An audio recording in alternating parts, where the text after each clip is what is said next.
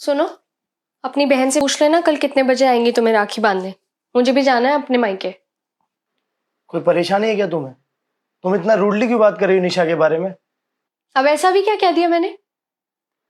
कुछ तो बात है, वरना तुम अपनी बहन तो नहीं कहती, निशा दीदी बोलती। कोई परेशानी है तो बताओ।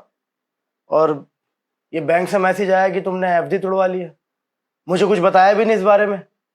ऐसी क्या नौबत आ गई जो तुम्हें एफडी तुड़वानी पड़ गई?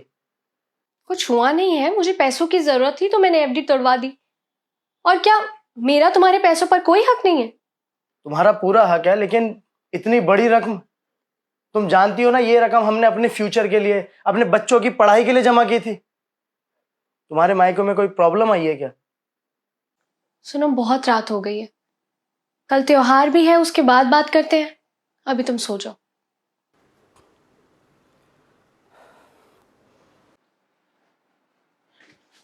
नमस्ते भैया, कैसे हो?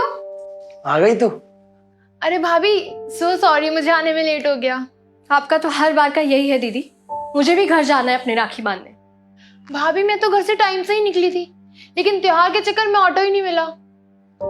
अरे निशा, तुम्हारे पास तो अपनी गाड़ी है तो ऑटो से क्यों आई? भैया, वो गाड़ी सर्विसिंग के लिए गई हुई है। अरे तो जीजा जी को बोल देते, वो छोड़ जाते घर। हाँ दीदी, जीजा जी ने आपको क्यों नहीं छोड़ा? या फिर उनकी गाड़ी भी सर्विस के लिए गई हुई है? अरे भाभी, वो अब ये सब बातें छोड़ो ना, अब राखी तो बंधवा लो।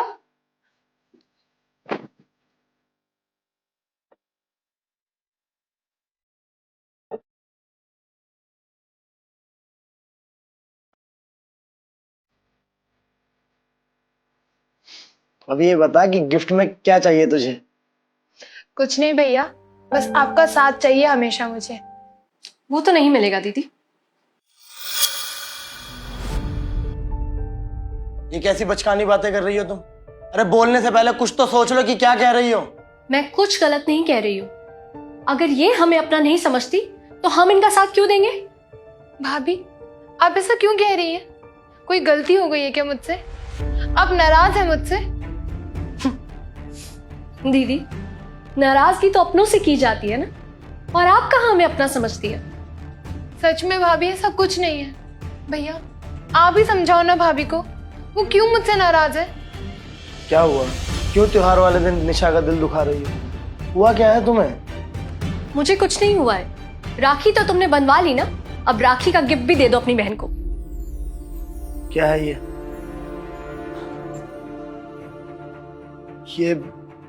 निशा के घर के पेपर तुम्हारे पास कैसे? इस बात का जवाब दीदी ही देंगी, जिन्होंने हमें बिल्कुल पराया कर दिया। निशा, क्या है ये सब? सच में भैया, मुझे खुद समझ नहीं आ रहा कुछ। आकाश, ये दीदी के घर के पेपर्स है जो इन्होंने गिरवी रख दिया था। गिरवी? हाँ आकाश, गिरवी। और तुम्हें पता है दीदी ऑटो से क्यों आई है? हाँ, क्योंकि गाड़ी सर्विस पे है। नहीं, क्योंकि गाड़ियां बेच दी है इन्होंने और घर गिरवी रख दिया है। क्या निशा, अंकिता सही कह रही है क्या? सॉरी भैया, मैं आप लोगों को बताने ही वाली थी। इनको बिजनेस में बहुत लॉस हुआ, इसलिए हमें ज्वेलरी और गाड़ियां बेचनी पड़ी और घर भी गिरवी रखना पड़ गया।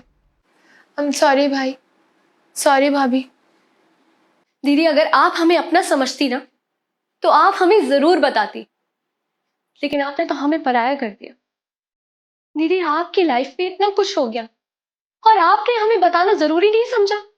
वो तो आप लोगों ने जहां घर गिरवी रखा उसी बैंक में मेरी फ्रेंड काम करती है और उसने मुझे बताया, वरना मुझे तो कभी पता ही नहीं लगता। निशा, ये तुमने सही नहीं किया।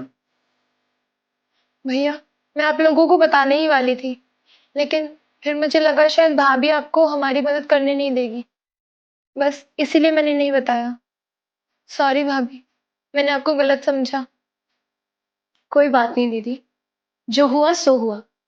मैंने अपनी एफडी तोड़वाकर आपका घर छुड़वा लिया है और बाकी की सारी बातें आकाश जीजा जी से कर लेंगे। दीदी, ननद और भाभी के बीच जो लड़ाइयाँ होती हैं वो तो हम हमेशा करते ही रहेंगे और मैं आपको हमेशा ऐसे ही ताने देती रहूंगी। पर दीदी, मुझे इस रक्षाबंधन पर आपसे एक वादा चाहिए।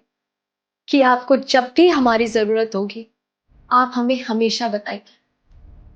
सुख में भले ही आप हमें याद ना करें, पर दुख हमेशा हमारे साथ शेयर करेंगे।